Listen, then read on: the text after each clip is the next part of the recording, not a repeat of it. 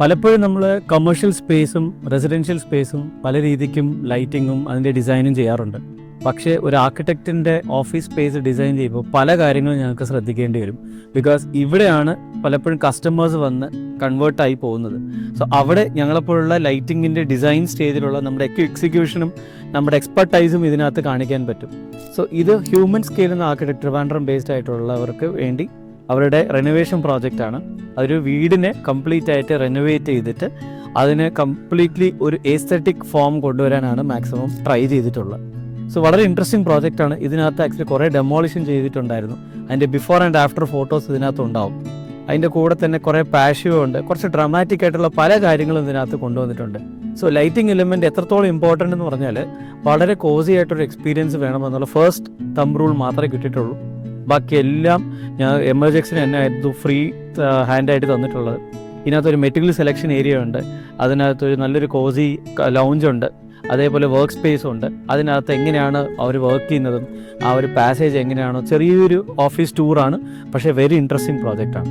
ഇത് കംപ്ലീറ്റ്ലി ഒരു texture based ആയിട്ടുള്ള ഒരു ഫിനിഷാണ് കൊണ്ടുവന്നിട്ടുള്ളത്. സോ ഒരു കോസി ഫീൽ കൊണ്ടുവരണം എന്ന് പറഞ്ഞുകൊണ്ട് നമ്മുടെ ഇതൊരു ഓപ്പണായിട്ട് ഒരു ലോബി സ്പേസാണ്. ഈ ലോബി സ്പേസിൽ ആക്ച്വലി ക്ലയൻസ് വന്ന് ഇരിക്കുന്നു, വെയിറ്റിംഗ് ഏരിയ ആയിട്ടാണ് വെക്കുന്നത്. പക്ഷേ ഇവിടെ തന്നെ ക്ലയൻസിന് ഓവറോൾ ഒരു പിക്ചർ കിട്ടാൻ വേണ്ടി, ആർക്കിടെക്ട്സിന് ഒരു ക്രിയേറ്റീവ് കോൺസെപ്റ്റ് കിട്ടാൻ വേണ്ടി ഇവിടെ മൊത്തത്തിൽ ഇവിടെ ഒരു ഡിസൈൻ എലിമെൻ്റ് ആയിട്ട് കുറേ നമുക്ക് പ്രൊഡക്ട്സ് വെച്ചിട്ടുണ്ട്. ഇതല്ലാതെ തന്നെ ഇത് ഫുൾ ടെക്സ്ചർ ചെയ്തിട്ടുള്ളത് കൊണ്ട് ഇത് ആക്ച്വലി ലൈറ്റ് കുറേയൊക്കെ ലൈറ്റ് ടെക്സ്ചർ അബ്സോർബ് ചെയ്യും. സോ ഇത് മൊത്തത്തിൽ ലൈറ്റ് ആൻഡ് ഷാഡോ ബാലൻസ് ചെയ്യാൻ പറ്റുന്നുണ്ട്.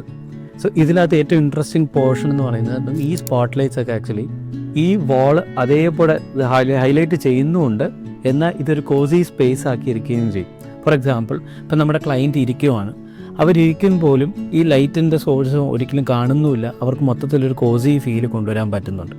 സോ ദെൻ ഇതിനെ ഹൈലൈറ്റ് ചെയ്യാൻ വേണ്ടി നമ്മൾ ഇവിടെ ഉപയോഗിച്ചത് ഒരു പുള്ളൗട്ട് എന്നൊരു സ്പോട്ട് ലൈറ്റാണ്. ഈ പുള്ളൗട്ട് സ്പോട്ട് ലൈറ്റ് ഒരു അഡ്വാൻറ്റേജ് എന്ന് പറഞ്ഞാൽ ഇത് നേരെ ഒബ്ജക്റ്റ് എന്താണോ ഉള്ളത് അത് ഹൈലൈറ്റ് ചെയ്യുന്നു, വേറെ ഒന്നും എക്സ്ട്രാ ആയിട്ട് ലൗഡ് ആക്കുന്നതോ അല്ലെങ്കിൽ വേറെ ഓവർ ലെറ്റ് ചെയ്യാനോ ഒരു ചാൻസും ഇല്ല. സോ ഇവിടെ കംപ്ലീറ്റ്ലി ഒരു കോസി എക്സ്പീരിയൻസ് ക്ലയൻസിന് കൊണ്ടുവരാൻ പറ്റിയിട്ടുണ്ട്. ദെൻ ഇതിനകത്ത് വേറൊരു ഇൻട്രസ്റ്റിംഗ് എലിമെൻ്റ് എന്ന് പറയുന്നത് ഇതൊരു ജിപ്സം ബോർഡാണ്. ഇത് ട്രൂ സീലിംഗ് ആയിട്ട് ഇത് രണ്ട് ലെവലായിട്ടായിരിക്കുന്നത്. സോ ഇവിടെ വന്നപ്പോൾ കംപ്ലീറ്റ്ലി ചെറിയ മൈന്യൂട്ട് ഫിക്സേഴ്സ് 2 വരണം എന്നുള്ളത് നമ്മളൊരു പ്ലാൻ ചെയ്തിട്ടുണ്ടായിരുന്നു. സോ ഈ ചെറിയ മൈന്യൂട്ട് എലിമെൻസിൻ്റെ മെയിൻ റീസൺ എന്ന് പറഞ്ഞാൽ ഹൈറ്റ് കുറവായതുകൊണ്ട് ലൈറ്റിൻ്റെ ഫിക്സർ വലുതായി കഴിഞ്ഞാൽ റൂം കുറച്ചും കൂടെ ചെറുതാകുമെന്നുള്ളത് പലപ്പോഴും തോന്നാറുണ്ട്. സോ അത് ഒഴിവാക്കാൻ വേണ്ടി ചെറിയ ഡീപ്പ് ബാരൽ ഡൗൺലൈറ്റ് ഇതിനകത്ത് നമ്മൾ ഉപയോഗിച്ചിട്ടുണ്ടായിരുന്നു. സോ ഇതൊരു കോസി സ്പേസ് ആയതുകൊണ്ട് തന്നെ ഇത് മൊത്തത്തിൽ ഇവിടെ ഒരു പാഷ്യോ സ്പേസ് പ്ലാൻ ചെയ്തിട്ടുണ്ട്. ഇത് അവർ ഡെമോളിഷ് ചെയ്ത് കംപ്ലീറ്റ്ലി അതൊരു ഓപ്പൺ സ്പേസ് ആക്കിയതാണ്. സോ ഇത് ക്ലയൻസ് വരുമ്പോൾ തന്നെ അവർക്ക് ആ ഒരു വ്യൂ കറക്റ്റായിട്ട് കിട്ടുകയും ചെയ്യും. എന്നാൽ തന്നെ ഈ ഒരു മൊത്തത്തിലുള്ള എസ്തെറ്റിക്സും ഫങ്ഷണാലിറ്റിയും നമുക്കത് ബ്രേക്ക് ആകാൻ ചാൻസ് ഇല്ല. ദെൻ ഇത് അധികം ചൂടാകാത്തതുകൊണ്ട് നമുക്ക് ഇവിടെ AC-യുടെ ആവശ്യവുമില്ല. സോ ഇതൊരു കോൺഫറൻസ് ഏരിയ ആണ്. സോ ഈ കോൺഫറൻസ് ഏരിയയിൽ കൂടുതലും ക്ലയൻസും ആർക്കിടെക്റ്റും തമ്മിലൊരു ഡിസ്കഷനും മെറ്റീരിയൽ സെലക്ഷനും കാര്യങ്ങളാണ് നടക്കുന്നത്. സോ നോർമലി മെറ്റീരിയൽ സെലക്ഷനും പെയിൻറ്റ് സെലക്ഷനും നടക്കുന്നത് ഈ ഡേ ലൈറ്റിലാണ്. അതുകൊണ്ടാണ് അവർ ഇതിനെ ഡെമോളിഷ് ചെയ്തിട്ട് ഒരു നാച്ചുറൽ ഡേ ലൈറ്റ് വരുന്ന ഒരു പ്രൊവിഷൻ ഇട്ടത്.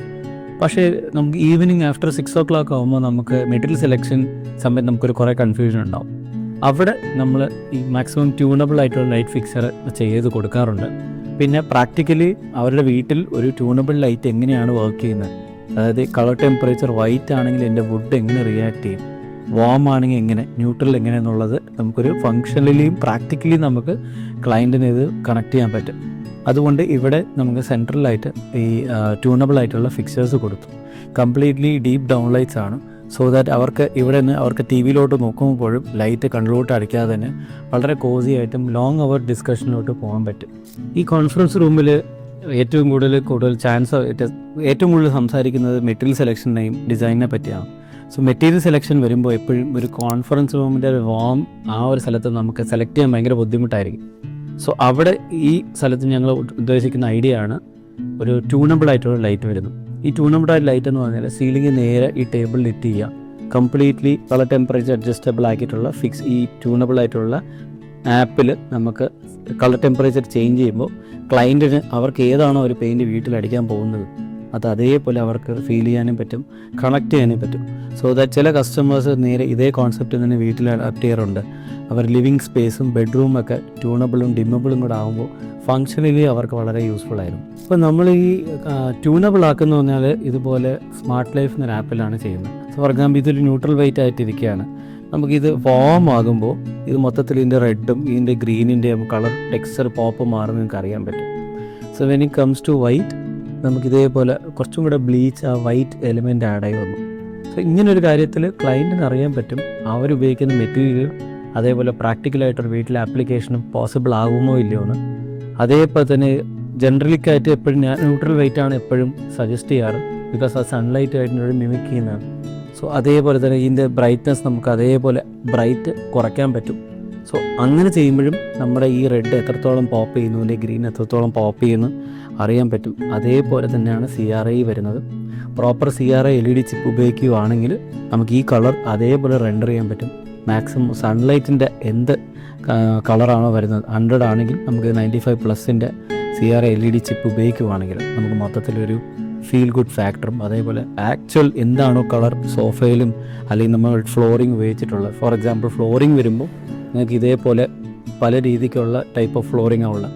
സോ അത് മൊത്തത്തിൽ നിങ്ങൾക്ക് സെലക്ട് ചെയ്യാനും പറ്റും. ഫോർ എക്സാമ്പിൾ വാം വരുമ്പോൾ എത്രത്തോളം ഡീപ്പ് റിച്ച് ആയിട്ട് നമുക്കിത് കാണാൻ പറ്റും എന്ന് അറിയാൻ പറ്റും. അതേപോലെ തന്നെ ഇതൊരു ന്യൂട്രൽ ആണെങ്കിൽ ആ ഒരു റെഡ് ഫാക്ടർ കുറഞ്ഞ് ബ്ലാക്ക് ഫാക്ടർ കുറച്ചും കൂടെ കുറഞ്ഞിട്ടുണ്ട്.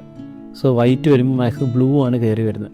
സോ അങ്ങനെ ഓരോ കളർ ടെമ്പറേച്ചറിനും എങ്ങനെയാണ് ഓരോ വുഡ് റിയാക്ട് ചെയ്യുന്നതെന്നും എല്ലാ കാര്യങ്ങളും ക്ലയൻസിന് അറിയാൻ പറ്റും. സോ ദാറ്റ് അവർക്ക് ആർക്കിടെക്ട്സ് ഓഫീസിൽ നിന്ന് പുറത്ത് പോകുമ്പോൾ പോലും ഒരു കംപ്ലീറ്റ് ക്ലാരിറ്റിയോടെ അവർക്ക് പോകാൻ പറ്റും.